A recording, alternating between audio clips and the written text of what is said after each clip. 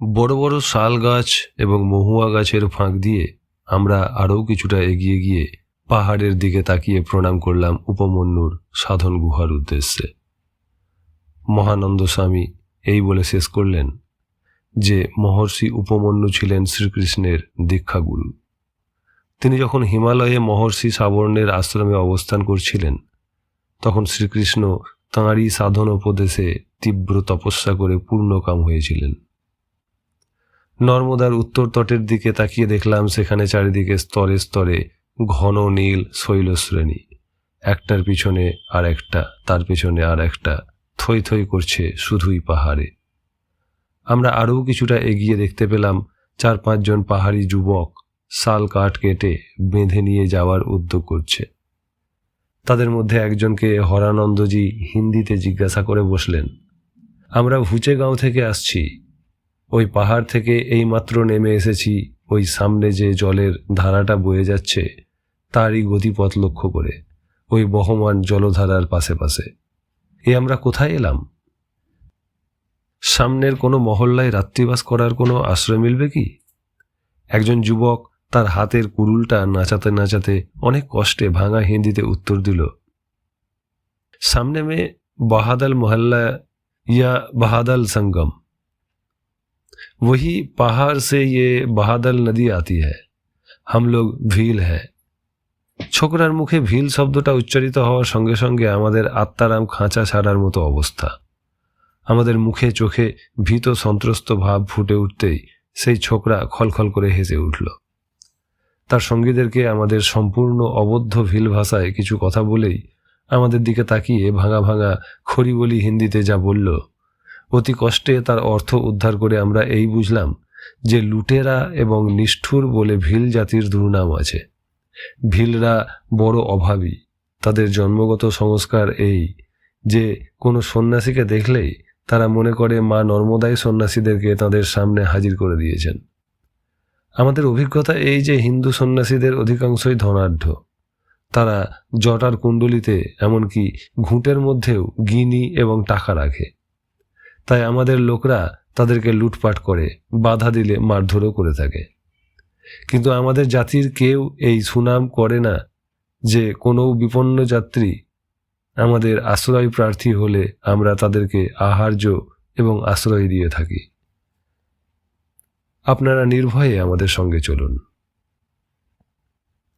তার কথা শুনে হরানন্দজি বলে উঠলেন, আজকে রাতটার মতো আশ্রয় দাও হয়। আমাদের কাছে টাকা কড়ি সোনা দানা কিচ্ছু নাই। পাহাড়ের কিঞ্চিত উপর ঘেঁষে তারা হাঁটতে লাগলো। সবার আগে কুড়ুল হাতে সেই ছোকরা, পেছনে কাঠের বোঝা মাথায় নিয়ে তাদের আর 4 জন, তারপর তাদের পিছনে আমরা। নানা রকম ভাবনা মন থেকে মুছে ফেলে ইষ্ট স্মরণ করতে করতে আমরা সাবধানে ছোট বড় পাহাড়, কাঁটা, মনসার ঝোপ ইত্যাদি পেরিয়ে হাঁটতে লাগলাম। রঞ্জন জানালো বেলা 2:30টা বেজেছে। যে জলধারার কাছ থেকে কিঞ্চিত দূরত্ব রেখে আমরা এতদূর হেঁটে এলাম, ক্রমেই তার বিস্তার, খরস্রোত, গর্জন বেড়ে যেতে দেখে বুঝলাম এইটাই তাহলে বাহাদল নদী। এরই উৎসস্থল পাহাড়ের প্রায় শীর্ষদেশে সেই জলপ্রপাত, এবং সেইখানে আমরা আজ মহর্ষি উপমন্যুর সাধন গুহা এবং তাঁর আবির্ভাব স্থল দেখে এসেছি। ধন্য সেই জলপ্রপাত, যেটি যুগপৎ একটি নদী এবং একজন মহর্ষির উৎপত্তি স্থল। সেখানে একটা বড় জলধারায় শুধু জন্মায়নি, বৈদিক সংস্কৃতির একজন মহত্তম ধারক বাহকও সেখানে জন্মগ্রহণ করেছিলেন।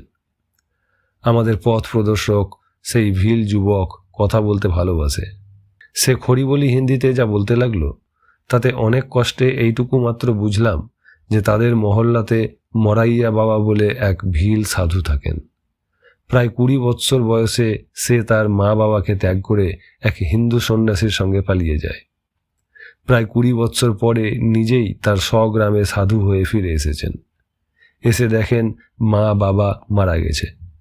নিজেদের ভিটাতেই একটা আশ্রম বানিয়ে রয়েছেন। আজ বছর 4 হলো সামনের ওই বহাদল সঙ্গমে স্নান করতে গিয়ে পাথরের একটা নর্মদা মূর্তি কুড়িয়ে এনে আশ্রমে প্রতিষ্ঠা করেছেন। তাঁর আশ্রমে একখানা ঘর আছে। সাধু সন্ন্যাসী দেখলে মরাইয়া বাবা নিজেই তাঁর ওই আশ্রমস্থ ঘরে ডেকে এনে থাকতে দেন। আপনাদেরকে তাঁর আশ্রমেই নিয়ে যাচ্ছি। আমাদের ভিলদের নিজেদের স্বতন্ত্র দেবদেবী আছেন। তাঁদের পূজা না করে নর্মদার পূজা করেন বলে প্রথম আমাদের স্বজাতিদের মধ্যে তাঁর বিরুদ্ধে অনেক বিক্ষোভ হয়েছিল। পরে তাঁর গুণে আমরা বশ হয়েছি। তিনি মানুষের ভূত ভবিষ্যৎ বলতে পারেন, জল পড়া তেল পড়া দিয়ে অনেক রোগ ভালো করে দিতে পারেন। ছোকরা আরও কিছু বলতে যাচ্ছিল, কিন্তু বহাদল নদী এবং নর্মদার সঙ্গমের কাছে এসে পড়েছি। বড় বড় বোল্ডারের গুঁতি এবং হুড়োহুড়িতে কানে তালা লাগার জোগাড়। কারো কথা শোনা বা বুঝার উপায় নাই। যাই হোক, কোনো মতে আমরা হর নর্মদে ধ্বনি দিয়ে সঙ্গমস্থলকে প্রণাম করে সেই ভিল যুবকের সাথে মরাইয়া বাবার আশ্রমে এসে উঠলাম। যুবক সাধুর ঘরে ঢুকে আমাদের সম্বন্ধে কিছু বলল বলে মনে হলো। সঙ্গে সঙ্গে কম্বল জড়িয়ে মরাইয়া বাবা বেরিয়ে এসে হর নর্মদে বলে আবাহন জানালেন। আশ্রমের মধ্যে 3টি ঘর, একটিতে নিজে থাকেন, একটি ঠাকুর ঘর, সে 2টি পাথরের বলে মনে হলো। আর একটি বড় ঘর 10-12 জন লোক সহজেই শুতে পারে, তবে ঘরের দেওয়াল বলতে বাখারির বেড়া এবং তার উপর বাঁশের চাঁচ, খেজুর ও তাল পাতার ছাউনি। এই মহল্লার অধিকাংশ কুটিরই দেখছি এই রকম। ভিলরা সত্যই দরিদ্র, তাদের সীমাহীন দারিদ্র্যই তাদেরকে লুটে রাতে পরিণত করেছে বলে মনে হলো। রুক্ষ পাথুরে জায়গায় নামমাত্র শস্য হয়। বেলা 4টা বেজেছে, কিন্তু তার মধ্যেই পাহাড়ি গ্রামে সন্ধ্যা ঘনিয়ে এসেছে বলে মনে হলো। আশ্রমের মধ্যেই হেনা, চাপা এবং আরও অনেক রকম ফুল ফুটে আছে।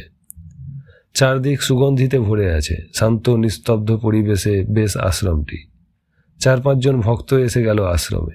আমাদেরকে দেখেই 2 জন 2 কুঁদা জল বয়ে এনে দিল পা হাত মুখ ধোয়ার জন্য।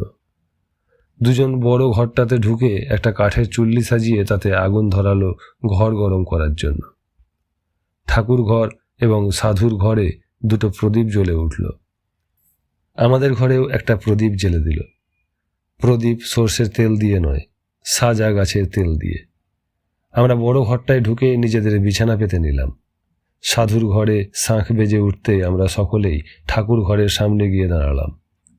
যে মূর্তিটি প্রধান ঠাকুর, যেটি তিনি বহাদল সঙ্গমের ঘাট থেকে পেয়েছেন, যাঁর নাম আসার পথে সেই ভিল ছোকরার মুখে শুনেছিলাম মা নর্মদা, তাঁর 4টি হাত দেখা গেলেও সেই চতুর্ভুজার মুখে এবং সর্বাঙ্গে এত সিঁদুরের প্রলেপ পড়েছে যে তাকে নর্মদা বলে চেনার উপায় নাই।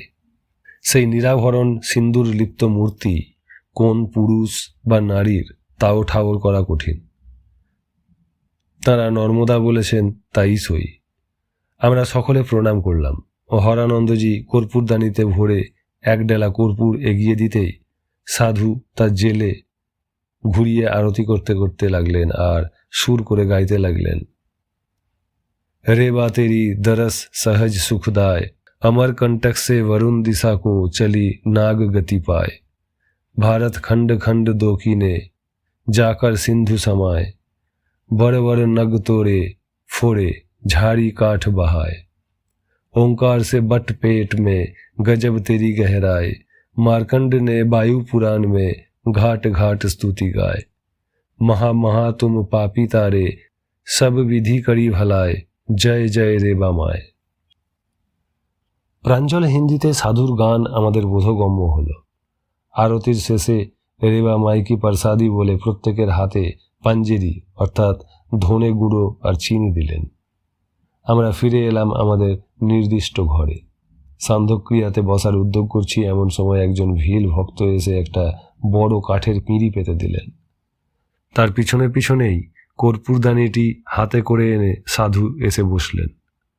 সাধুর মুন্ডিত মস্তক, বয়স অনুমান করলাম বছর 50 হবে। চোখ দুটি ছোট ছোট কিন্তু অস্বাভাবিকভাবে উজ্জ্বল।